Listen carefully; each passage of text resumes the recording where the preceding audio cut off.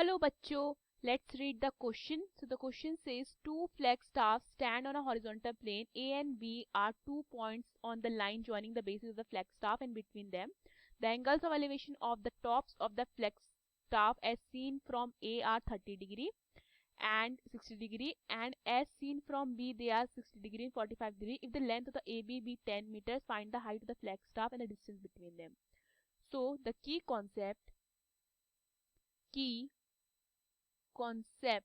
Of this question is, देखिए अगर मेरे पास एक राइट एंगल ट्राइंगल है, ओके, लेट्स से मैं उसे ए बी सी मान लेती हूँ, राइट एंगल एट बी है, and suppose this angle is theta है, तो ये हाइपोटेन्यूज होगा, ये परपेंडिकुलर होगा, ये बेस होगा.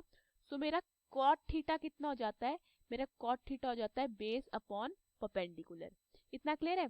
सो क्वेश्चन में क्या बोला गया है? क्वेश्चन में हमें गिवन है दो फ्लैग स्टाफ, ठीक है, हॉरिजॉन्टल प्लेन के ऊपर ए एंड बी से 2 पॉइंट्स हैं on the line joining the basis of the flag staff and between them, ठीक है. एंगल ऑफ एलिवेशन अगर हम क्या करते हैं, ए से देखते हैं तो 30 डिग्री एंड 60 डिग्री मिलता है, बी से देखते हैं तो 60 डिग्री 45 डिग्री मिलता है, और ए बी हमें कितना 10 मीटर गिवन है, हमें height of the flag staff and distance between them निकालना है, ठीक है.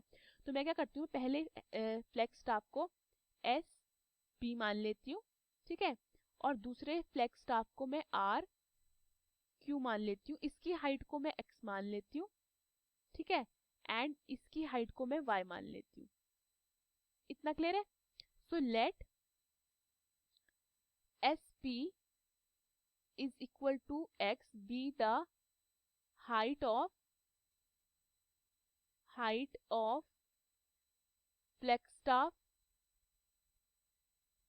1 and R Q is equal to y be the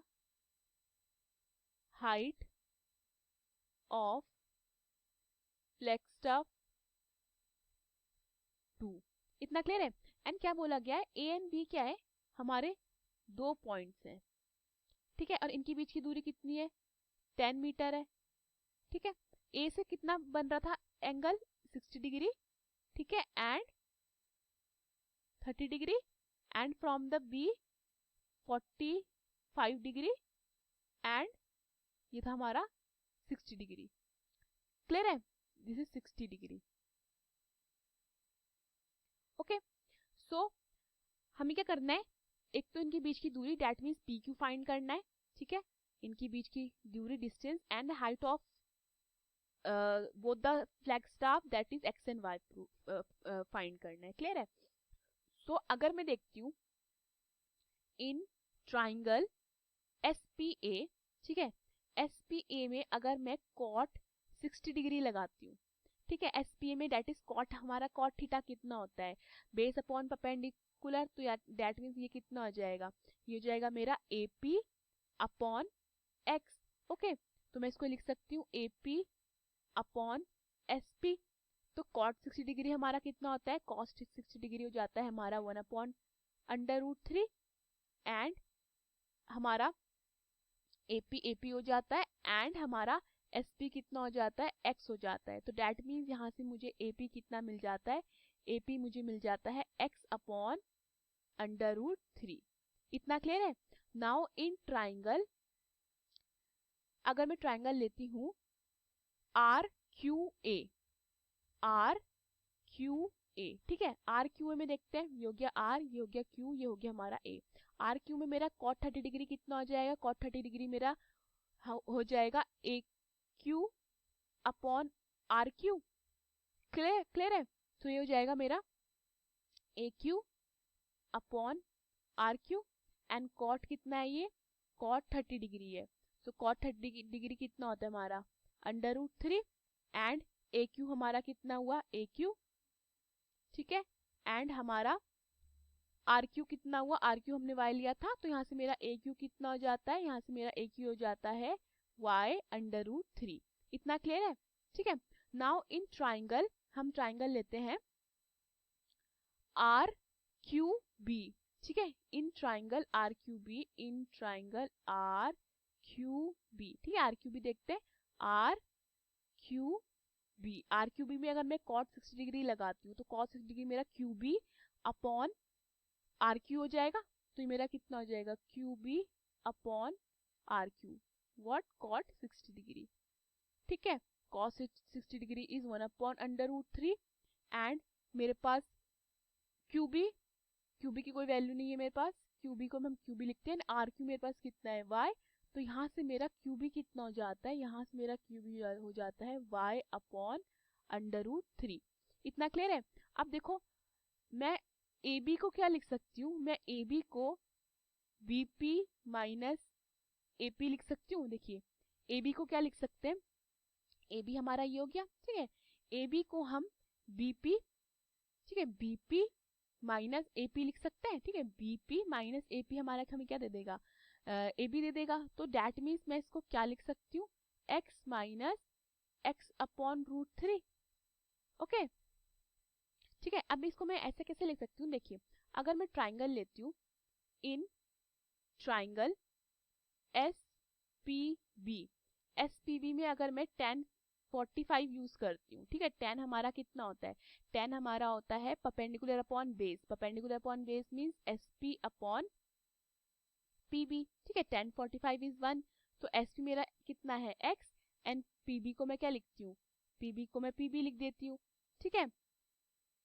so यहाँ से मेरा पी बी कितना हो जाता है, यहाँ से मेरा पी बी हो जाता है x, ओके। सो जब मेरा पी बी x हो गया है तो मैंने यहाँ पी बी की जगह क्या पुट कर दिया है, x, okay. And A P मैंने कितना निकाला था, ए पी मैंने कितना निकाला था x/√3, तो ये मैंने कितना पुट कर दिया x/√3। इतना क्लियर है। सो एलसीएम लेते हैं फर्दर, तो ये मेरे पास कितना आएगा, ये मेरे पास आएगा √3x minus x/√3, okay. Then further मैं क्या लिख सकती हूँ उसको, फर्दर अगर मैं ए बी की वैल्यू पुट कर देती हूँ, because this is A B, A B हमें कितना गिवन है 10 मीटर, तो हो जाएगा 10 इज इक्वल टू, अगर मैं x कॉमन ले लेती हूँ, √3 माइनस 1/√3, तो ये कितना हो जाता है 10√3 is equal to x, and मैं क्या करती हूँ √3 माइनस 1 को नीचे ले आती हूँ। इतना क्लियर है। तो अगर मैं रैशनलाइज करते हैं तो ये क्या हो जाएगा 10√3 मल्टीप्लाई बाय √3 माइनस 1, एंड ये हो जाएगा हमारा √3 minus 1, sorry this is plus, यहाँ प्लस आएगा ना, रैशनलाइज कर रहे हैं, √3 plus 1 is equal to x। So ये कितना देगा 10√3 मल्टीप्लाई बाय √3 हो जाएगा हमारा 30 प्लस 10√3, ओके, अपॉन हो जाएगा हमारा a plus B minus B, that is a square minus B square, तो √3 का स्क्वायर इज 3 माइनस 1 का square is 1 is equal to x। तो ऊपर से अगर मैं 10 कॉमन ले लेती हूँ तो मुझे क्या मिलेगा, ऑन टेकिंग 10 कॉमन, ये मेरा बनता है 10 3 प्लस √3 एंड अपॉन में कितना है 2 इज इक्वल टू x, तो ये कटता है, ठीक है। 2 5 10, तो मेरा कितना आता है 5 bracket 3 plus √3 is equal to x, तो ये आ जाती है मेरी height of the one flag staff, ठीक है। अब देखो अब मैं ए बी को क्या लिख सकती हूँ, अब मैं ए बी को लिख सकती हूँ A Q minus B Q, ठीक है। ए बी को A Q minus B Q, A B क्या है हमारा, ठीक है, ए बी को मैं ए क्यू, ठीक है, माइनस बी क्यू लिख सकती हूँ, ठीक है। सो मेरे पास ए क्यू कितना है, मेरे पास ए क्यू है y/√3 माइनस बी क्यू मेरे पास कितना है y/√3, ठीक है। सो ए बी मेरे पास कितना हो जाता है, on taking y common √3 minus 1/√3, okay. So ये फर्दर क्या बनता है y, एलसीएम ले लेते हैं 3 माइनस 1/√3, सो मेरा ए बी कितना हो जाता है, ए बी हो जाता है मेरा y 2/√3। इतना क्लियर है। अब ए बी हमारे पास कितना गिवन है, ए बी हमें गिवन है 10, तो जाएगा y मल्टीप्लाई बाय 2/√3, तो ये कटता है 2 5 10, तो मेरा y कितना आ जाता है, मेरा y आ जाता है 5/3, सो y इज इक्वल टू 5/3, ये आ जाती है मेरी value of second flag staff. इतना क्लियर है। अब हमें क्या निकालना है, डिस्टेंस बिटवीन देम, ठीक है, दैट इज हमें पी क्यू निकालना है। तो पी क्यू को मैं क्या लिख सकती हूँ, पी क्यू को मैं B P plus B Q लिख सकती हूँ। देखो क्या लिख सकते हैं हम, पी क्यू को हम लिख सकते हैं बीपी, ठीक है, बीपी मीन्स दिस पूरा, ठीक है, बीपी प्लस बी क्यू लिख सकते हैं, ठीक है। दोनों की वैल्यू है हमारे पास, तो ये मेरे पास कितना हो जाएगा, P Q is equal to x plus y upon under root 3। Okay, so P Q मेरा कितना हो जाता है, मैं x की वैल्यू पुट कर देती हूँ। मैंने x की वैल्यू क्या निकाली है, 5 multiply by 3 plus under root 3 plus y की कितनी निकाली है, 5 रूट 3 एंड अपॉन में हमारा कितना है, रूट 3। ठीक है, रूट 3 से रूट 3 कटता है, तो ये मेरा कितना हो जाता है, P Q is equal to 15 plus 5 root 3 plus 5। तो पी क्यू कितना हो जाता है, पी क्यू हो जाता है 15 plus 5 is 20 plus 5 under root 3। Okay, so the height, so the